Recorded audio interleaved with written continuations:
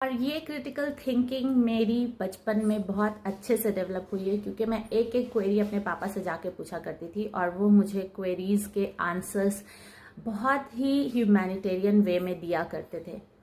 तो जब मेरी शादी हुई और मैंने अपनी अम्मी को कहा, मैंने पूछा लोगों से कि मुझे इमाम के माँ बाप की खिदमत सिर्फ क्यों करनी चाहिए और इमाम मेरे माँ बाप की खिदमत क्यों नहीं करेगा, तो लोगों ने कहा यही सिस्टम है तो ऐसा ही करना पड़ेगा। तो मैंने इमाम से पूछा तो इमाम बोला क्योंकि ये दोनों मेरे माँ बाप हैं। तो मैंने कहा तो मेरे माँ बाप भी तो मेरे माँ बाप हैं, तुम्हारा भी फर्ज है उनकी खिदमत करना इस हिसाब से। तो इमाम को समझ में नहीं आया कुछ, उन्होंने सिर्फ ये कहा कि जब तुम्हारे मम्मी पापा यहाँ आना चाहें आ सकते हैं, यहाँ रह सकते हैं और यहाँ तुम्हारी खिदमत ले सकते हैं। इमाम को इससे ज़्यादा कुछ समझ में नहीं आया, तो जितना समझ में आया उन्होंने उतना सपोर्टिव आंसर दिया। लेकिन जब मैं